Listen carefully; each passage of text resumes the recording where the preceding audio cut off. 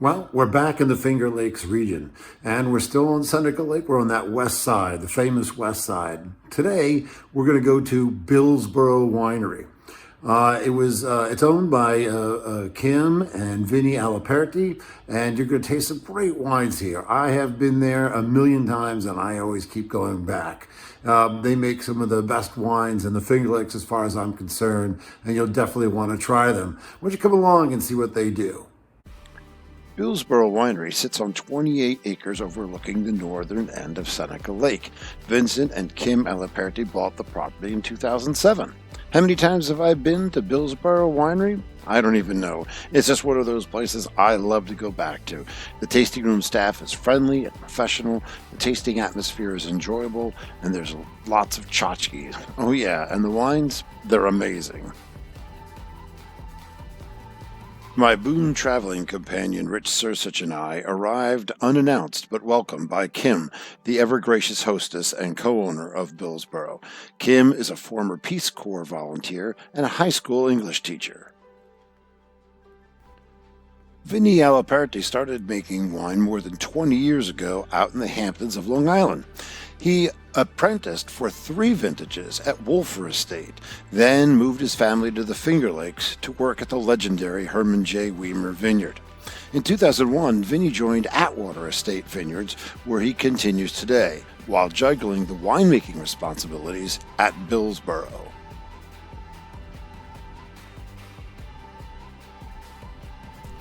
Rich and I settled in for our tasting. We had some locally made cheese and sausage, and we had locally made chocolates as well to go with our tastings. The first wine that Rich and I tried was Salute. It's a sparkling white wine with notes of pear and orange blossoms and citrus. It's the perfect celebration wine or for a Sunday luncheon. And we had it with a chocolate from Carimo Chocolates of the Finger Lakes region. The Pinot Gris was a lovely, bright, zesty wine with fresh young pear and apple, melon. They all come through. Really pretty wine. The Sauvignon Blanc, there were notes of white peach and green apple and lush citrus, and it was really refreshing. A very, very pretty Sauv Blanc, one of my favorites. Dry Riesling was next on the list. 8 months on the lees, there was lots of peach and apricot on the nose, lovely creamy finish. This wine is an exceptional addition to the Finger Lakes tradition of world-class Rieslings. Really loved it. Next was the Albarino. Crisp, bright, white wine with green apples and hints of apricot, brine. I really, really loved it. Certainly one of my favorites, but I'm going to let Kim tell you more about it. Hi, I'm Kim Aliperti at Billsboro Winery. The wine that I would recommend from Billsboro is our Albarino. One of the reasons I recommend this wine is we're one of the only producers of it in the Finger Lakes. These vineyards were planted, I don't know, about 10 years ago now, and we've been making an Albarino since 2013, I believe is our first vintage. It's grown by Sawmill Creek Vineyards on the southeastern end of Seneca Lake. They have a great site there, steep slopes, good airflow. It's one of the reasons that they can plant Albarino there. To me, this is a quintessential summer wine. It seems to be growing pretty well there. It's been thriving. We're getting substantial crops each year.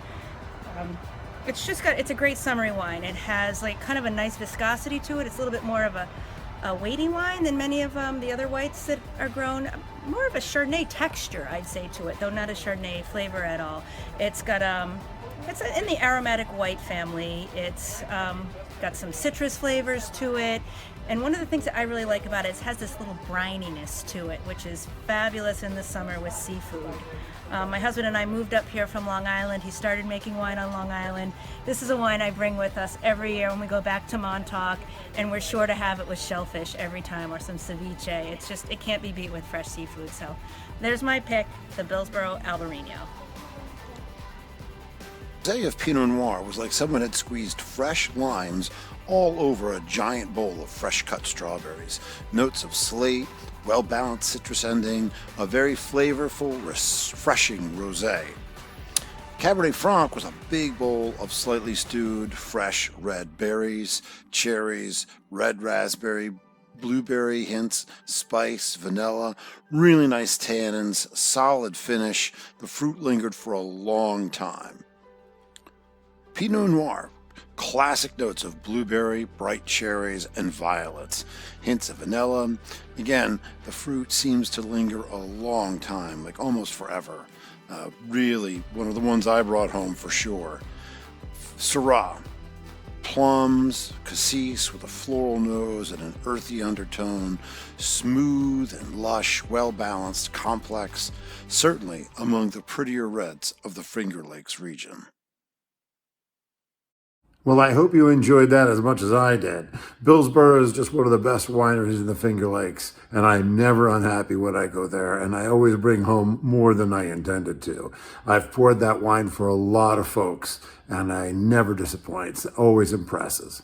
Anyway, hope you'll join us again. Take care. Have fun. Well, that's it for this edition of the Great American Winery Stroopwaffle. Hope you enjoyed it. Hope you'll come back soon. And in the meantime, drink local.